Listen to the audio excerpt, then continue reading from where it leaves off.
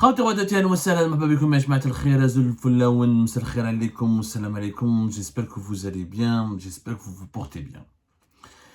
Pourquoi j'aime les chiffres ya jma'a? Parce que les chiffres sont implacables. Les chiffres dévoilent les mensonges.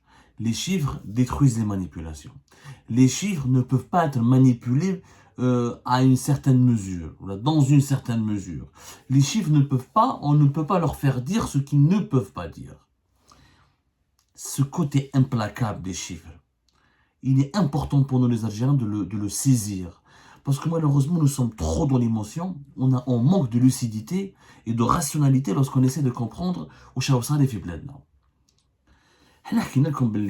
L'Algérie ne profite pas.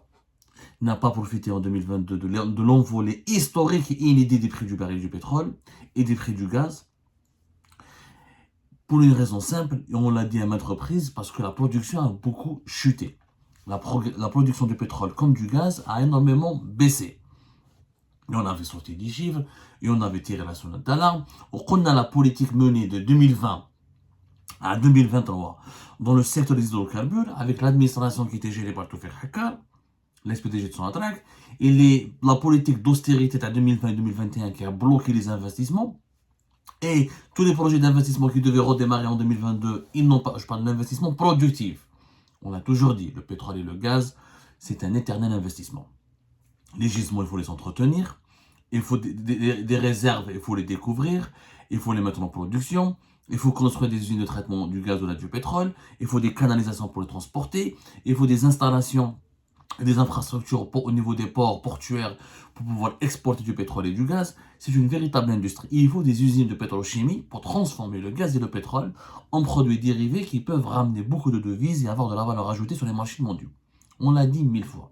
Mais depuis 2020 à 2023, l'amateurisme, les blocages des investissements, le gel des projets productifs, le manque d'investissement de Sonatrach, le désinvestissement de plusieurs partenaires étrangers, en dépit de tous les avantages fiscaux et parafiscaux, les avantages financiers, et quelques nouveaux contrats qui ont été signés par Sonatrach avec les Sinopec, les Chinois, ou la Eni, les Italiens, ou le renouvellement du groupement Sonatrach Anadarko. Tout ce qui a été fait de 2020 à 2021 a été minime et insignifiant. La preuve, la Banque d'Algérie a publié les derniers chiffres de l'année 2022.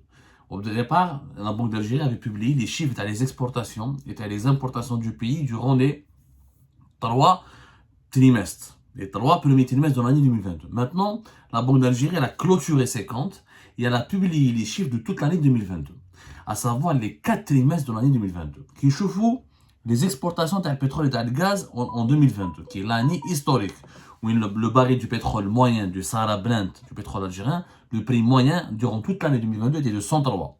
À un moment donné, il a dépassé les 120, il a flirté avec les 130.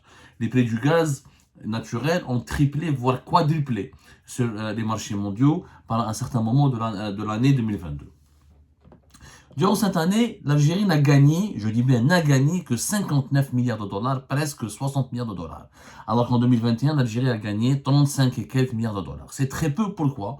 Parce qu'avec des prix aussi élevés et des marchés qui étaient largement avantageux pour les pays producteurs de pétrole et de gaz, et les marchés mondiaux, les cours des marchés mondiaux qui étaient largement avantageux pour les pays producteurs de pétrole et de gaz, l'Algérie aurait pu gagner facilement dans les 70 milliards de dollars. Facilement. Pourquoi on ne l'a pas fait? L'Algérie pas trop n'a. On a bousillé la production. Ils n'ont pas voulu nous croire. Ramenez les chiffres. Regardons le pétrole brut. Le pétrole brut, l'Algérie a exporté en 2022 147 millions de barils. C'est beaucoup moins qu'en 2017, 193 millions de barils, alors qu'en 2018, 170 millions de barils, ou là en 2019, 174 millions de barils. C'est beaucoup mieux que 2020 et 2021. Pour la 2020, c'était l'année de la Covid-19, on ne peut pas se comparer, c'est une année blanche, il faut l'oublier. 2021, il y avait les quotas de l'OPEP, il y avait beaucoup de restrictions. 2022, beaucoup moins de restrictions, et la politique de l'OPEP, l'accord OPEP+, était beaucoup plus souple. Et malgré ça, l'Algérie a exporté en 2022 beaucoup moins de pétrole qu'en 2017, qu'en 2018, en 2019. année de la crise, en pleine crise politique en 2019, l'Algérie avait exporté 174 millions de barils de pétrole, alors qu'en 2022, on n'a exporté que 147 millions de barils de pétrole. Les chiffres sont au niveau de la Banque d'Algérie. Qu'est-ce qui s'est passé? C'est que l'appareil de production de Sonatrach a été saboté. L'administration Toufik Hakar et l'actuel ministère de l'énergie dirigé par Mohamed Arkeb, cette équipe qui gouverne le secteur de l'énergie dans notre pays depuis 2020-2023, ont bousillé le secteur du pétrole et du gaz. Ils n'ont jamais su comment améliorer notre production en améliorant les investissements, en mettant en service de nouvelles réserves, en entretenant comme il se doit et conformément aux normes scientifiques ou aux normes industrielles les plus sophistiquées, les gisements de pétrole et les gisements de gaz. Le résultat de cette mauvaise gouvernance, il est là. Les investisseurs étrangers majeurs, pas de nouveaux projets de production, pas de bon entretien des gisements. On est passé de 174 millions de barils de pétrole exportés en 2019 à 147 millions de barils. Si on avait exporté autant de barils de pétrole qu'en 2019, on aurait gagné beaucoup plus d'argent. En 2019, on avait gagné 11 milliards de dollars d'exportation de pétrole, alors que les prix du pétrole étaient particulièrement pas élevés.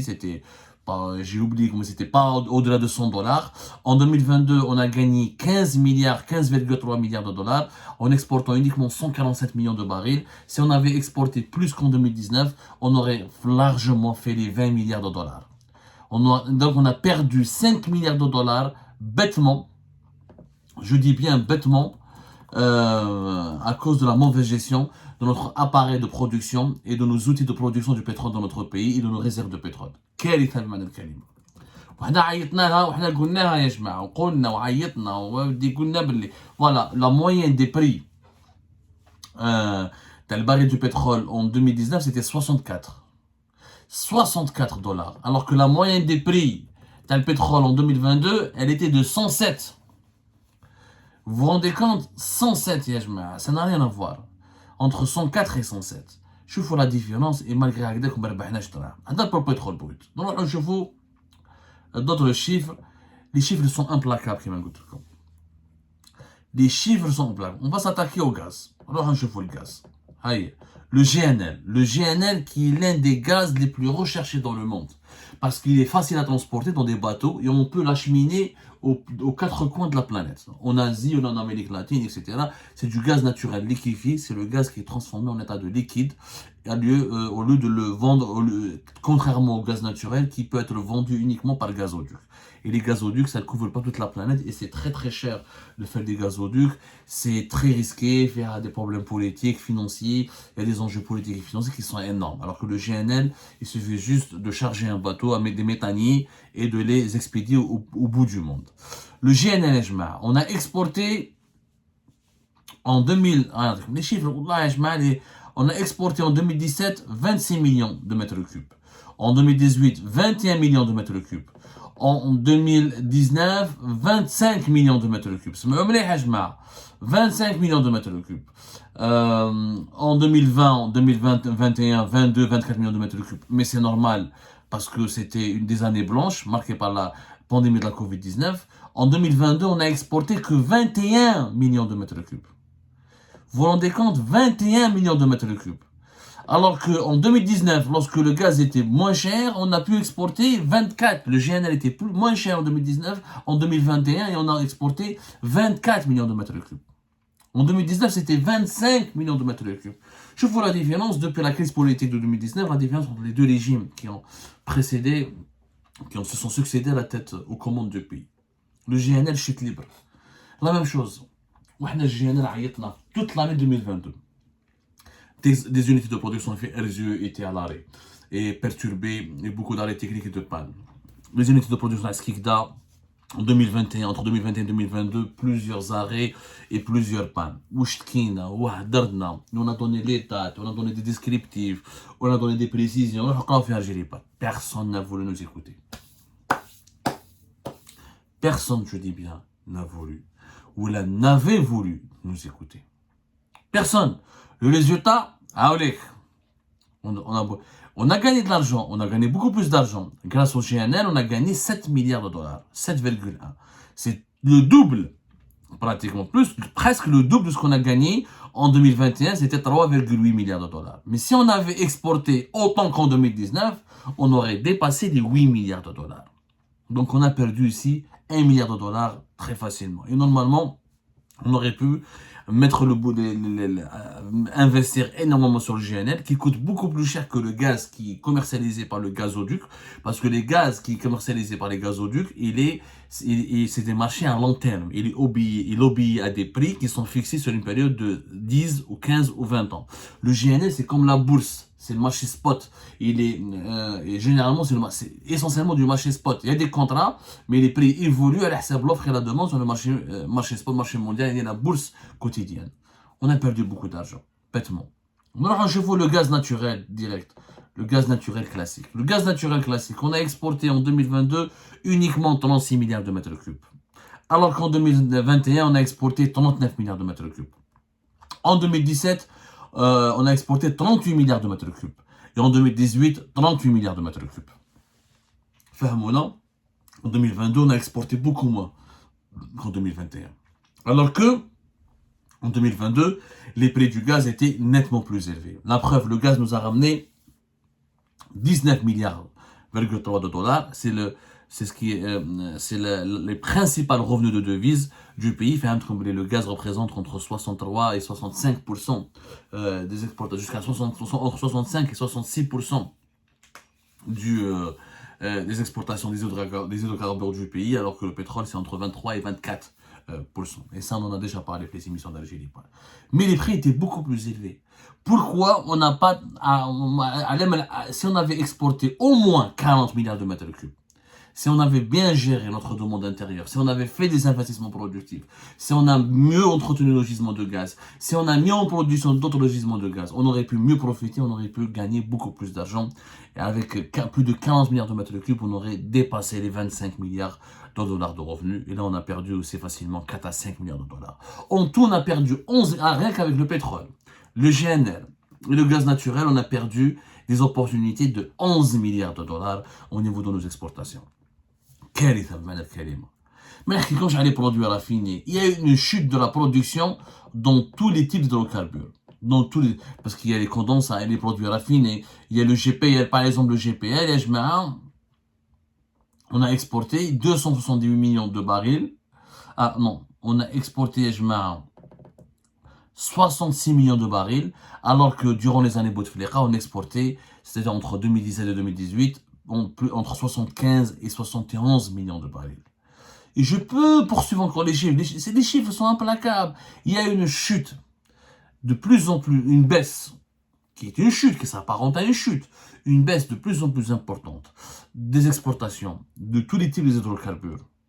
Les produits raffinés, par exemple, on a exporté 14 millions de tonnes métriques en 2023, ça va, alors qu'en dépôt de Bouteflika, on exportait pour 15 millions,6, c'est pas un problème, ça n'y a pas beaucoup de chute.